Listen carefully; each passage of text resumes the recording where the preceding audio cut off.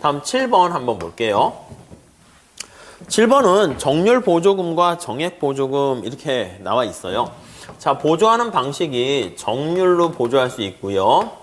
그리고 정액으로 이제 보조를 해줍니다.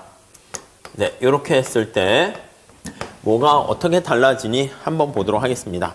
첫 번째 거기 문제를 보시면 어떤 소비자가 식품과 기타 다른 상품을 소비하고 있는데 식품을 X라 그러고 다른 모든 상품을 Y라고 합시다. 자, 이런 경우에 A 한번 봅시다. 정부가 식품에 대해서 지출의 50%를 대신 납부해주는 보조금 정책. XJ에 50% 납부해준다는 것은 XJ 가격이 50% 싸지는 거예요. 그쵸? 그런 정책을 시행했을 경우 예산선 어떻게 되니? 자, 원래 예산선은 이렇게 있을 거예요. X에 지출하는 금액, Y에 지출하는 금액 이렇게 돼 있습니다. 자, 그런데 거기 나와 있는 것처럼 X에 50% 가격 할인을 해주게 되면 X 가격이 50% 싸지는 거예요. 자, 그러니까 요거에다가 가격을 좀 낮추면 되겠죠? 1-0.5로 할게요. 그래서 PX 가격이 하락하게 되는 거예요. 그럼 예산선은 이렇게 있고 그 다음 PY의 Y 이런 식으로 예산선이 되는 것을 알 수가 있습니다. 자, 그래서 예산선이 이렇게 바뀌게 되고요. 자, 그림을 보시면 다음 페이지에 그림이 나와 있는데 한번 볼게요. X 이게 식품이고 Y가 기타 다른 상품이 되겠습니다. 자, 원래 예산선이 이렇게 있었어요. 이렇게 있었는데 역시 P0라고 할게요. X의 가격이 하락했어요. 그래서 X의 가격이 이렇게 50% 하락했습니다. 이게 P1 이렇게 보시면 되겠습니다. 자, 이렇게 돼 있는 상태에서 자, 거기 보시면 자, 문제 앞으로 다시 한번 가볼게요. A번. 정부가 X에 대해서 50% 가격 할인을 해주는 보조 정책을 시행하는 경우 예산선이 어떻게 됩니까? 이렇게 되는 거 알 수가 있고요. B번 볼게요. 이게 이제 A번이고 B번 봅시다. 자, B번. 정부가 식품 소비에 보조금을 지급하는 대신에 동일한 효용을 유지하도록 일정 금액을 보조금으로 지급합니다. 그래서 일정 금액을 보조금으로 지급을 하는 거예요. 근데 전제 조건이 단 동일한 효용을 유지하게끔 이렇게 보조해 주는 거예요. 그래프로 가 보시면 여기 무차별 곡선이 이런 식으로 돼 있다 합시다. 그래서 여기를 우리가 뭐 A점 이렇게 있다 할게요. 그럼 이전보다 효용이 증가했잖아요. 그래서 단 여기 나와 있는 것처럼 UA라는 동일한 수준의 효용을 누릴 수 있다라고 전제를 할게요. 효용을 누림 이렇게 한번 합시다. 자, 그러면 보조를 해줬습니다. 그래서 요 점을 효용을 누리도록 하는 거니까 여기 쭉 보시면 이렇게 되는 거죠. 요 점이 되는 거예요. 동일한 효용을 유지하는 거죠. 그래서 B점 이렇게 돼 있어요. 자, 그러면 보조 금액의 크기를 한번 생각해 볼게요. 여러분, 제가 요거는 말씀 안 드렸는데 여기 나와 있는 가격 보조를 해줘 가지고요, 가격 할인을 해줬을 때 보조의 크기는 어떻게 됩니까? 라고 하면 정부가 제공하는 보조 금액의 크기는 두 가지 측면으로 측정할 수가 있습니다. 자, 여기다 미니 그림 하나 그릴게요. 자, 예산선이 이렇게 있다가 예산선이 이렇게 바뀌게 되면 변화 이후의 선택이 A점이잖아요. 그러면 이걸 두 가지 시각으로 측정할 수 있어요. 첫 번째는 야, 나 XJ 요만큼 소비하는데 YJ를 이만큼 더 우리가 소비할 수 있게 돼요. 이거는 바로 뭐냐면 YJ로 표시한 보조의 크기 이렇게 나타낼 수 있고요. 자, 반면에 옆으로도 측정할 수 있습니다. 옆으로 이렇게요. 이렇게. 자, 그럼 이거 어떻게 됩니까? 라고 하면 이거는 XJ로 표시한 보조의 크기 이렇게 보시면 될 것 같습니다. 이해되시죠? 그래서 이게 Y제로 표시한 X제로 표시한 보조의 크기 이렇게 정리를 하시면 될 것 같아요. 자, 그럼 이쪽에서도 다시 한번 볼게요.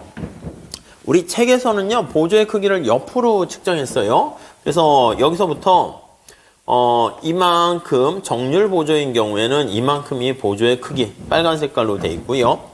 그 다음에 여기 나와 있는 것처럼 일정한 금액으로 이렇게 보조금을 지급해 줬다라고 하면은요, 여기 나와 있는 것처럼 보조의 크기가 요만큼이 되는 거 우리가 확인할 수가 있을 겁니다. 이렇게요. 이해되시죠? 자, 그러니까 다시 한번 정리해 볼게요. 자, 문제를 보시면, 자, 보조금의 크기를 나타내죠. 이렇게 나타낸 거네. 그래서 정률 보조인 경우는 이만큼, 정액 보조인 경우는 요만큼이다 라고 보시면 될 것 같습니다.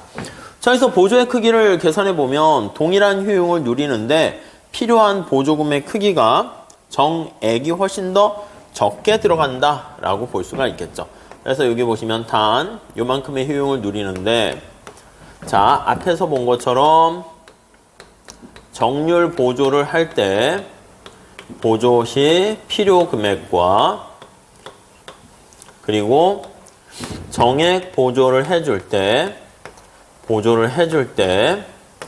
필요 금액과 네, 이렇게 비교를 할 때 정률 보조를 해줄 때가 보조 금액이 훨씬 더 많이 해주는 거다라고 보시면 되겠습니다.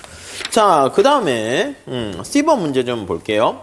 자, 두 경우의 보조금의 크기를 비교해 보세요. 왜 그렇게 됩니까? 각 경우에 대한 효율의 평가를 해보세요. 자, C번 한번 보시면 우리 다음 페이지에 한번 내용을 보도록 하겠습니다.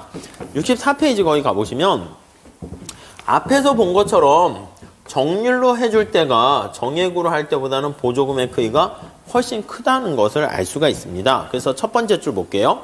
보조금을 정액으로 지불할 경우 개인은 자신의 소비를 어떻게 조정하더라도 받을 수 있는 보조금의 액수에 영향이 없어요. 자, 다시요.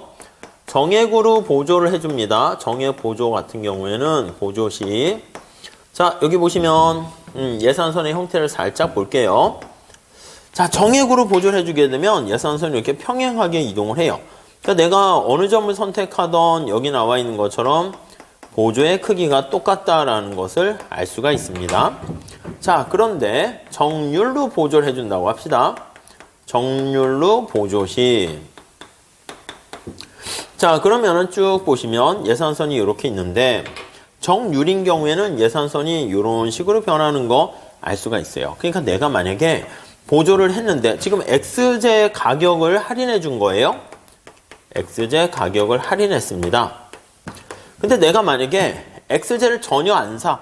그러면 보조 혜택이 전혀 없어요. 그래서 이때는 보조 혜택이 빵이다 라는 것을 알 수가 있고요.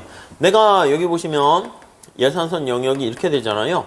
점차 이렇게 커지는 거 알 수가 있잖아요. 그래서 여기 있는 것처럼 X제 소비가 증가할수록 소비가 증가 시 보조 혜택이 커져요. 여기다 쓸게요. 보조의 혜택이 커진다라는 것을 알 수가 있습니다. 이해하시겠죠? 자, 그러니까 X제 소비가 증가하면 보조 혜택이 점차 커지게 되니까, 자, 정액 말고 정률을 해주게 된다라고 사람들 행동이 변한다고요. 그래서 거기 두 번째 줄, 세 번째 줄 보세요. 정률로 하는 경우에는 자신이 소비 행위를 조정함으로써 보조금을 더 많이 받고 더 적게 될 만한 그런 요인이 생기는 거예요. 자, 그래서 우리가 결론 말씀드리면 여기는 기울기가 변하잖아요. 그래서 여기는 자기가 선택을 통해서 보조를 더 많이 받을 수 있는 요인이 생기니까 그게 바로 대체 효과로 이렇게 반영되는 거 확인할 수가 있겠습니다. 자, 그래서 X제 소비를 많이 하면 할수록 X제 가격이 싸지는, 기회비용이 더 싸지는 걸 알 수가 있고, 그래서 거기 보시면 중간에 대체 효과라는 말 찾으셨습니까? 그래서 대체 효과가 존재한다. 그 결과 대체 효과가 존재하게 되면 선택을 왜곡시켜요. 그래서 어떤 선택에 대한 왜곡이 발생하게 되고 그 선택에 대한 왜곡이 바로 비효율성을 야기한다라고 정리를 하시면 될 것 같습니다. 네, 그 정도만 정리하시면 되겠네요.